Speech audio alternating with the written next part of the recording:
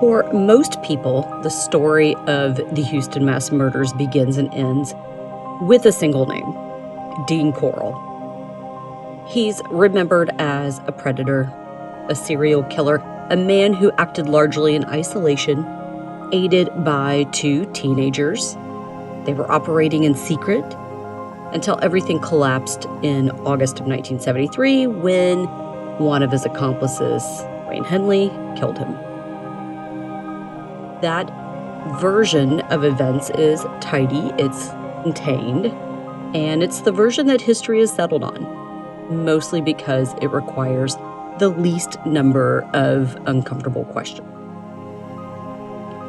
But when you step outside that narrative, when you follow the missing boys before they even intersected with Dean Corll, when you listen to parents instead of summaries by other people or even the police, when you compare the cases in the case notes instead of isolating them, something else begins to emerge.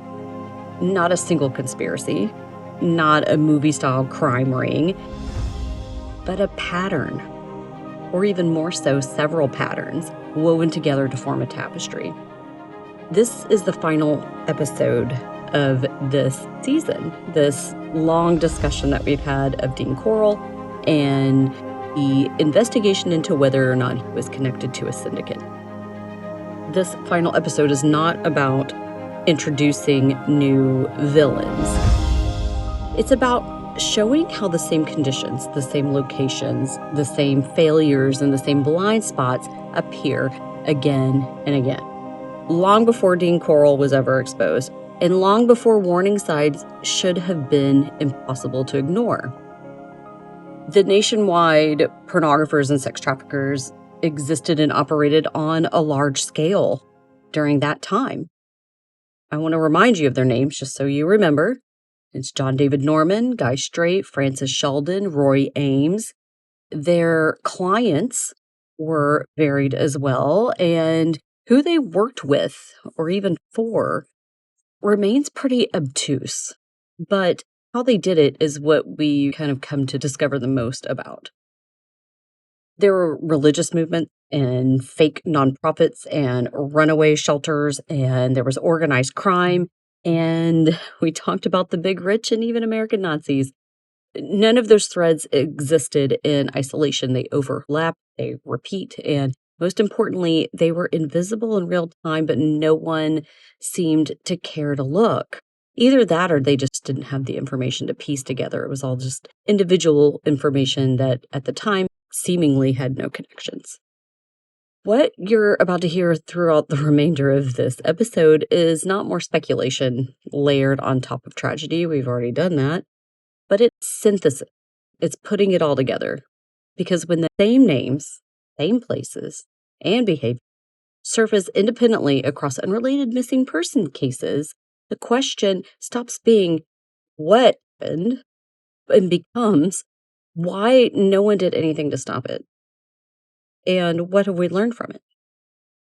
So this is the last episode of this deep dive on Dean Corll and the Syndicate. My name is Jen Schaefer, and this is Crude Acts, a Texas True Crime podcast, and this is our dive into the Houston mass murders, 1973.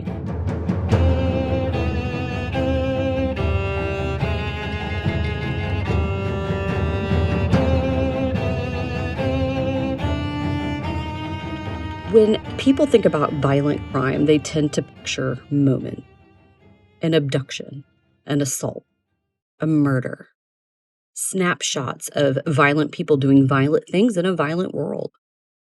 What often gets overlooked is the environment that makes those moments possible. Crimes like the Houston mass murders didn't occur in a vacuum. They occurred within an infrastructure, physical, social, institutional. This allowed vulnerable boys to be accessed, moved around, and discarded with alarming ease. Infrastructure doesn't require intent. It doesn't require conspiracy. It only requires conditions that remain unchallenged. Basically, don't look the monster in the eye. We're discovering now, and I mean right now, of course, you guys know it. You've been watching the news, you've been watching YouTube, you've been watching whatever you've been watching. But right now, present day, we are discovering more and more that rich and powerful people were and are doing really awful things to young people. There are a lot of people examining the cases and connections to Jeffrey Epstein. If you notice, I'm picking up Candace Owens' cadence a little bit when speaking. I kind of hear it myself, but she, along with many others, they're digging into this, and they're finding patterns in those loose connections. Those patterns have lineage. Those patterns provide formulas, and formulas provide variables. So we spent a lot of time these past few episodes looking at those variables: organized crime, wealthy and powerful men, access, geography, privacy, transportation, publications, regimentation, and of course, the worst. The thing that keeps it all together is silence. When you find yourself reading about people, places, and things, all those variables are all there in abundance, and it's not hard to do the math. So here's a little glance at them and just a little, like, kind of rehash everything. I know I'm repeating myself, but I really want this to drive home. So we're going to look at these variables one more time as we tie this up together in our little bow. We're going to start with organized crime because I think organized crime isn't understood enough in a Texas way. Okay.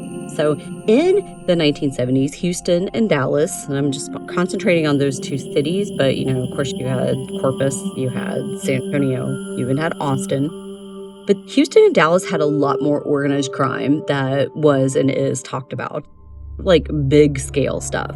They had big stuff, they had small stuff, drugs, gambling, stolen goods, prostitution. People were getting hurt and people were getting killed. And young people, young boys, weren't exempt from it. So the more that we study this, the more that we understand that boy prostitution, underage boys, this was and is a real thing. Like other sex industries, it runs the same way with a very important caveat. Boy prostitution is essentially more taboo than its female counterpart. It exists in an intersection where pedophilia and ephebophilia, in the case of Corll, meets homosexuality. So, of course, it must remain secret. For the purveyors, this means more money and even more leverage. It comes with that covert dirt that we've been talking about. And I think even what's going now is essentially connected to covert dirt. But for the clientele, there's more at stake by risk of exposure. And of course, the most risk and the most danger is put on the boys. They become used and expendable by necessity, you could say. If this is the case with at least some of Dean Corll's victims, not all, but some, it would mean that there was a higher organization involved, and then that would mean these boys served a purpose other than only serving one sick man's fantasies. It would mean that getting rid of these boys, someone killing these boys, served a purpose. But there's also another way to look at it. Dean Corll and his accomplices maybe sat at a kink in the funnel. Author Barbara Gibson, who wrote Houston Mass Murders 1973, when we were talking, she posed a question to me because I brought this very thing up. And she said, if the boys were being trafficked, then why kill them? You're essentially killing your product, so to speak. And I was like, that's actually a really good question. And after thinking about it and after conducting the research I've done, there are a couple of answers to that question. The least popular opinion, of course, is the snuff film argument. Snuff films, for those of you who don't know, they are pornographic films with a very dark twist. Someone in the film is murdered on camera. There's a lot of huff around snuff, if you will. Like, some people believe it's an urban legend, others claim it was and is a real business. Some even claim that there was a snuff film of one of Dean Corll's victims that was circulating in Los Angeles back in the 70s. This past year or so, that while doing research, I learned about Midnight Productions, and I don't know if any of you have heard of this, but according to this lore, it's a high-level, decades-old pedophile and snuff film ring operating out of Arizona. It's widely regarded as conspiracy theory, but there are also many believe that it's real and that there is systemic cover-ups, and that's why it hasn't been exposed, and that's why even finding evidence that it does exist is impossible to find. Could Dean Corll, along with his accomplices, been making some sort of snuff films with what he was doing? There's no evidence to prove that, but of course that is par for the course with this case. Lots of time has passed, and beyond that, there was a lot of mishandled evidence, mishandled aspects of the investigation that went far and wide, so I'm going to leave that with who knows. There is also another way to look at it, and I'm almost leaning more this way. And this is if, of course, the syndicate was real, and this is, of course, if Dean Corll was connected to it. So let's say the syndicate was real. Dean was a supplier, and he was supposed to ship these boys off into the boy pipeline. We've studied that boy pipeline. So what if instead he defied orders and he took and used these boys for himself? Like, he was supposed to do it, and he did it. And it took a little time, but the syndicate figured it out. And at that point, they wanted him dead because everything was crashing down. I'm just going to remind you, the year that Dean died, 1973, was a big-time year of cleaning house. In Washington, D.C., Watergate was detonating and going off everywhere, bringing down all kinds of people with it. J. Edgar Hoover, his 50-year reign over the FBI, came to an end with his death in 1972. Congress was closing in on the FBI and the CIA for all their little dirty deeds. The CIA, in turn, ordered the destruction of nearly all past records of covert dirt and secret experiments they did on human subjects. If you know about MK Ultra, you know there's all of that. I'm not going to go into it now, but check that out. In 1973 in Houston, there was also a lot of cleaning house going on here. The era of Mayor Louis Welch and Police Chief Herman Short, that all came to an end. Organized crime was even restructuring too. They were tightening ranks, cutting liabilities, insulating leadership, tying up loose ends, and you know what that means in mafia speak, right? So Dean Corll in July and August, early August, was afraid somebody was after him. He expressed this to both his mother and his girlfriend Betty. He said he was afraid for his life. He was planning on moving to Colorado that September, but then he was killed August 8th. Makes you wonder if Dean Corll's murder was perhaps even orchestrated. Wayne Henley often stated that he wanted to be an assassin. He talked to his friend Bruce Pittman about it. In his court testimony, Pittman even confirmed that and said also during 1972 and 73 that Wayne became more secretive. He had a lot of unexplained money, and he frequently disappeared for days. So, could the Houston mass murders be linked to organized crime? Could Dean Corll been a guy that was working in it, and his sick fantasies and his sick paraphilia just took over, and he did some things that he wasn't supposed to do? Or was he doing exactly what he was supposed to do and filming it for a snuff ring? That leads a whole lot of questions, but that would be the answer to why kill these boys if they were part of your, quote, inventory. What's interesting is the big rich, of course, is connected to organized crime. And some of the uber wealthy were making a lot of money off the trade. We'll use, of course, the North Fox Island pedophile ring as an example because they were actually convicted. Well, convicted and then the main guy absconded, but whatever. This guy, of course, Francis Sheldon, came from an extremely wealthy Detroit family, and he had ties to politics. His connections allowed him to move in elite circles where he was known as a, quote, philanthropist. It's made me almost look at philanthropist with different eyes. So Francis Sheldon set up this charity on a private island with a private airstrip. Doesn't that all sound familiar? And all of that was a cover for a child porn / sex trafficking ring. They discovered this. They knew this. We talked in depth about him and his organization. But you know what? We forgot to mention, and I'm kind of excited to bring this up. We didn't mention that where these boys were found, because I really didn't know, and I don't even know if I dug in deep enough, but this was something I came across after.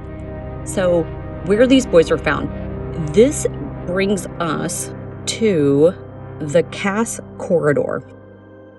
During the 1970s, investigators and survivors alleged that Detroit's Cass Corridor was used as a recruitment and trafficking hub where vulnerable boys were groomed and exploited by organized child sex rings.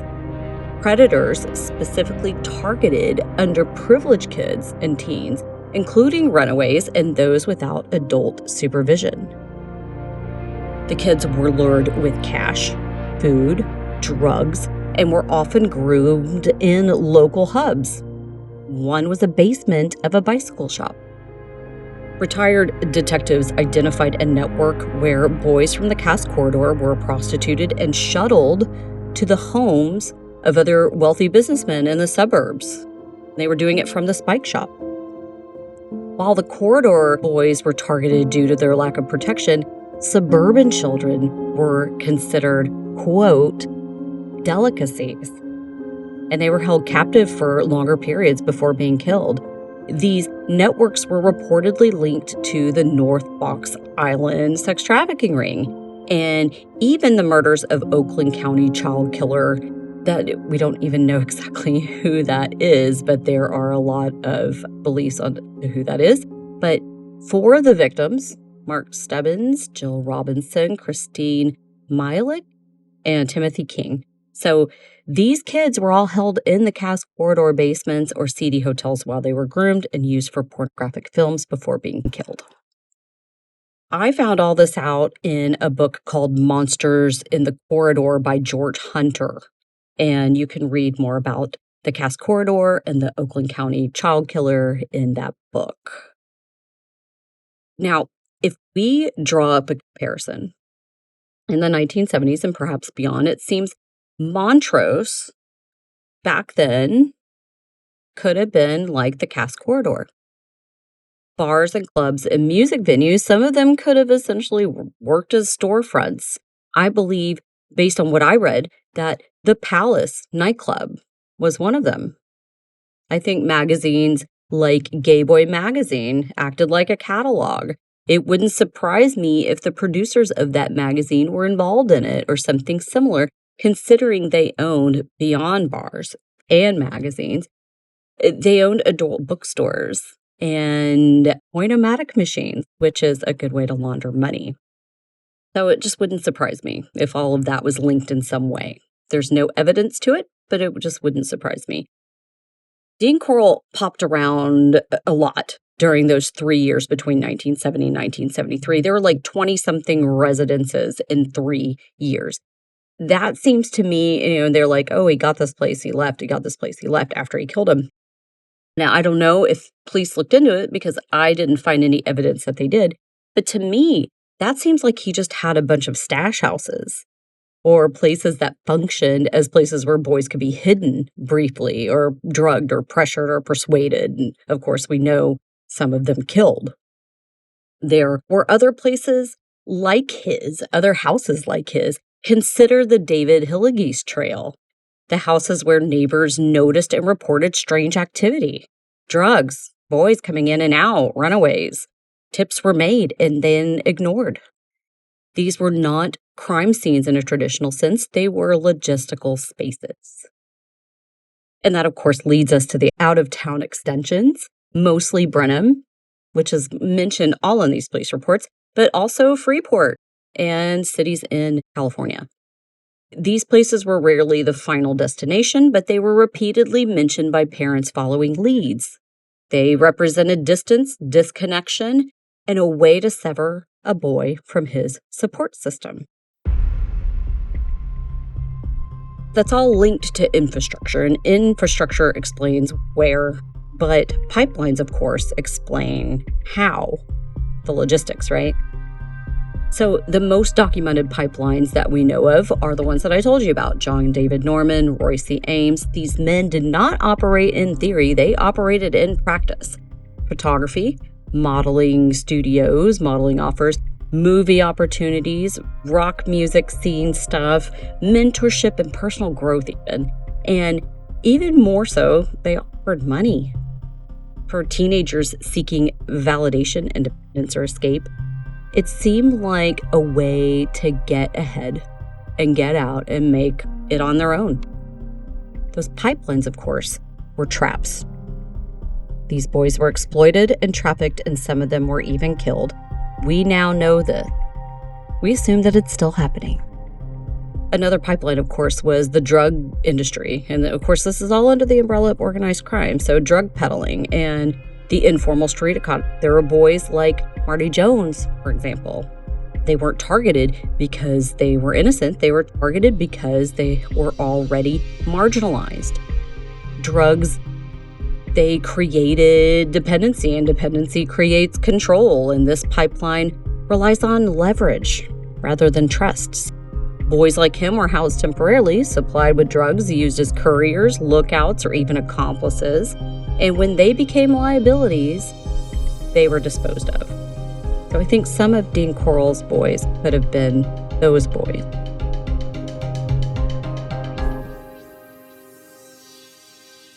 That pathway explains, of course, sudden cash demands and strange phone calls, stories that didn't quite add up. You could even add to that the man Tony Ashinsky, who was brought up to police by a tip. Officers found drugs, handcuffs, and a teenage boy living in his apartment. Neighbors confirmed he had lived with Dean Corll. Ashinsky, of course, denied knowing him, and then that denial was accepted point blank. No background investigation, no long-term surveillance, no effort to reconcile conflicting statements. Then we figure out what he did. He actually killed a security guard and his wife, among other crimes, and then crimes that he confessed to, what he was doing when he was busted. And he talked about all of that. They didn't press him about Corll when they had him on the stand. And that is aggravating, to say the least. And then, of course, there's that third pipeline. And this is moving through legitimate organizations, churches, rallies, church rallies, youth ministries, that whole scene. The late 60s and early 70s saw an explosion of that. Many of them, and I want to say this for the record, many of them were sincere attempts to reach young people who needed help. But some were not. Large rallies brought together hundreds of young people, and many of them were unsupervised. The traveling evangelists came in and went out, and teens were encouraged to separate from their family, to distrust authority, and to submit to spiritual leadership. Most of these movements were not criminal, but predators don't need a criminal organization. They need access and they need cover. The complications don't rest there, right? There's a whole lot of things that are just woven together. There's no single type of victim when it comes to the Houston mass murders. Some of these boys came from stable homes. Others did not. Some were described as good students. Others were labeled as troublemakers. Some had supportive families who immediately sounded the alarm when their kid went missing. Others lived in environments where disappearance was easier to rationalize and sometimes just flat out accepted. What unified them was not their behavior. It was shared conditions in a city. Again and again, parents described their son's last day as ordinary. They were going bowling. They were going to church. They were meeting friends. They were going to the movies. They were going to work. Nothing about these departures suggested finality.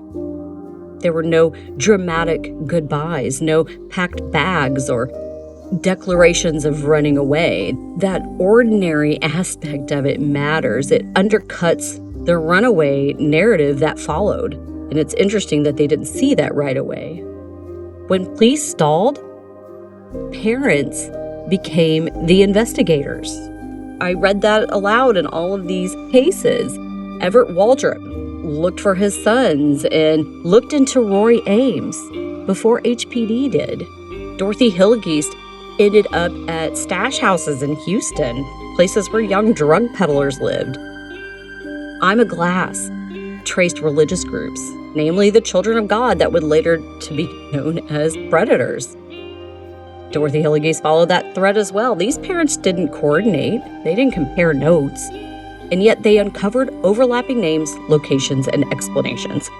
That convergence did not come from imagination. It came from persistence. Some of the boys even had family ties to law enforcement, and they failed to protect them. And in some cases, it may have even made it worse. Embarrassment, fear of exposure, and concern for reputation created silence where urgency should have existed.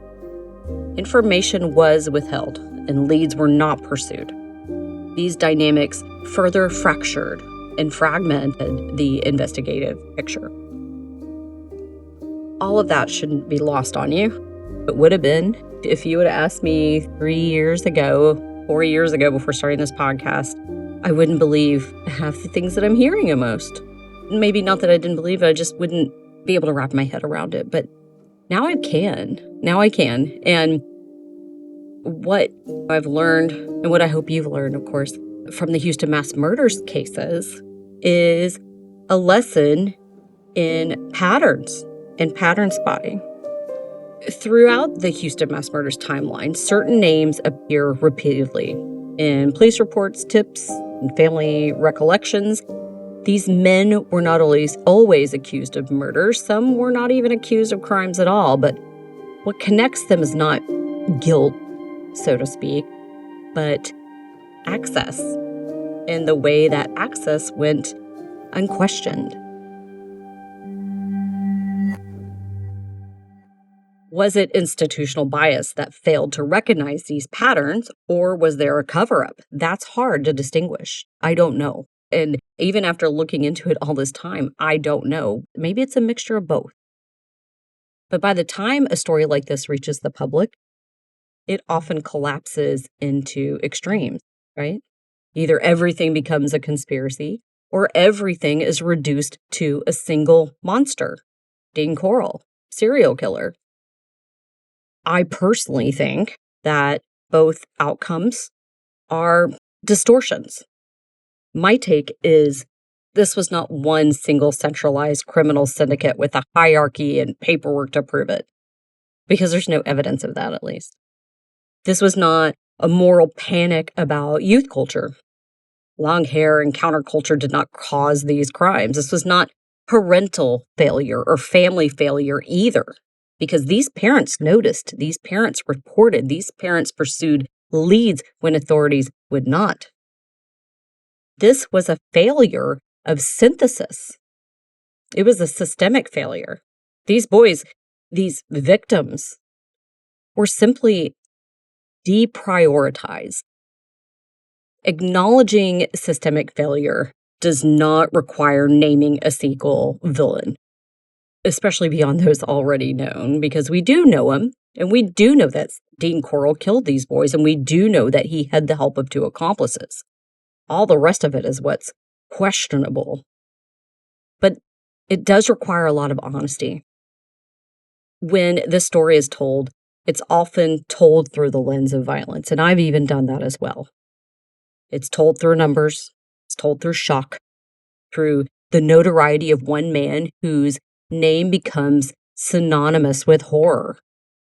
The serial killer Candyman of Houston, Dean Corll, and his teenage apprentices. But that is not how this story was lived.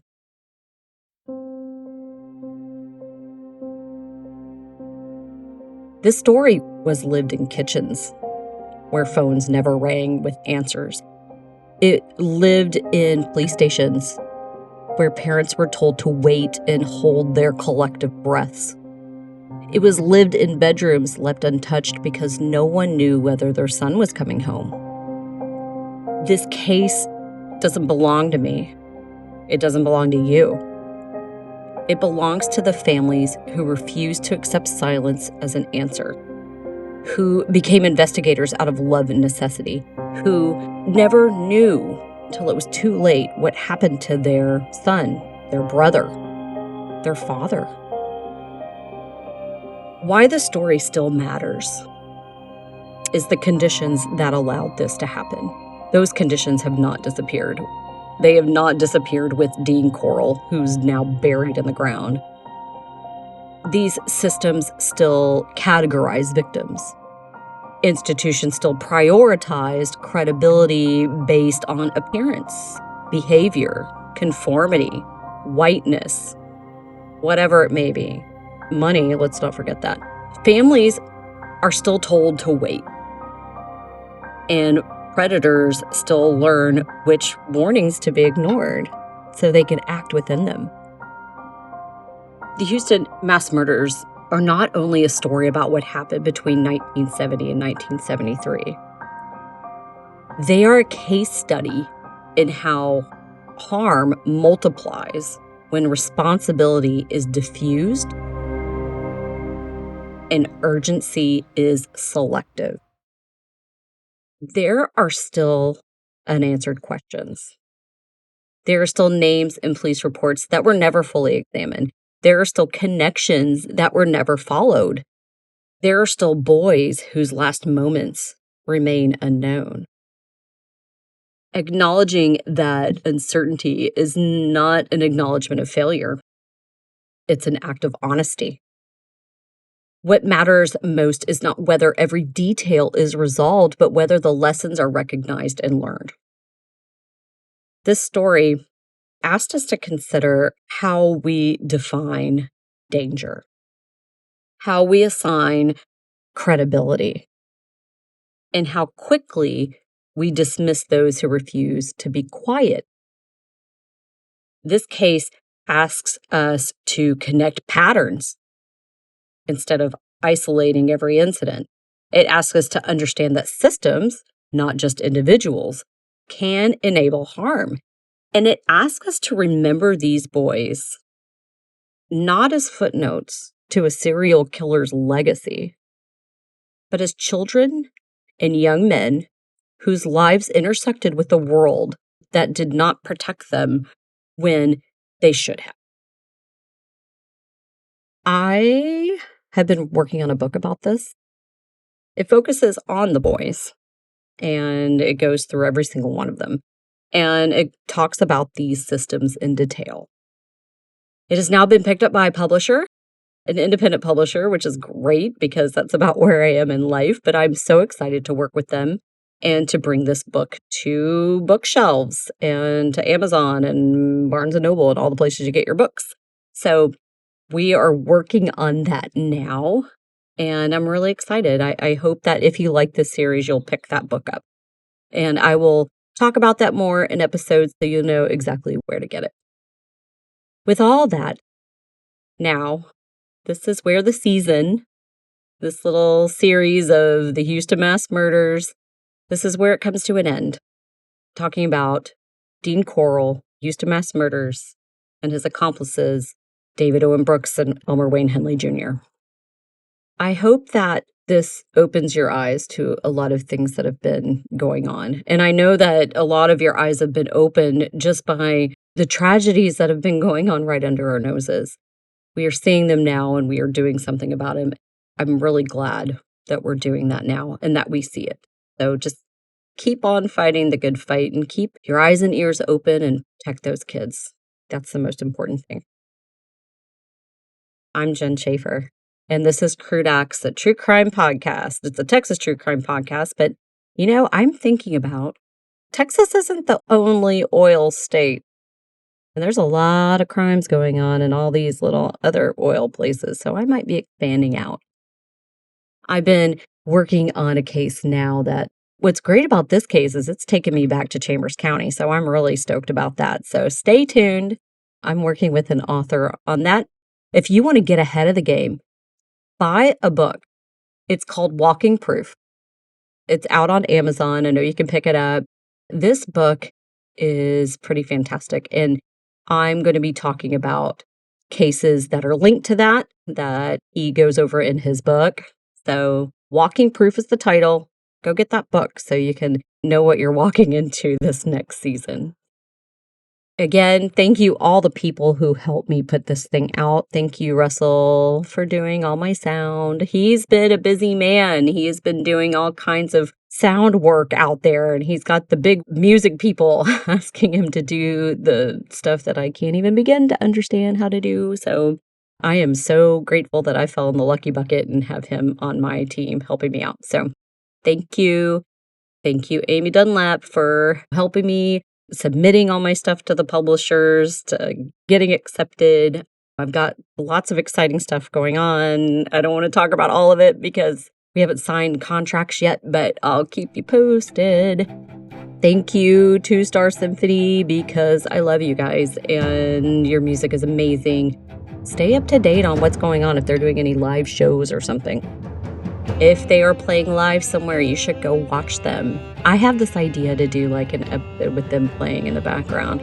I haven't even mentioned it, so if you guys are listening, I want to do that. And Deborah, I know you guys are cool. Margaret, I know. Anyway, we can talk about it. Again, thank you, listeners. Thank you for listening. Thank you. I'm going to thank you ahead of time for buying my book because you guys are going to buy it, and I know you are. So thank you for that. And get ready for next season, y'all. I'm actually really excited about it. And hopefully I didn't rush to end this one so I can start that one. But I think I've covered as much ground as I can, at least on the podcast. All holes will be filled in with the book.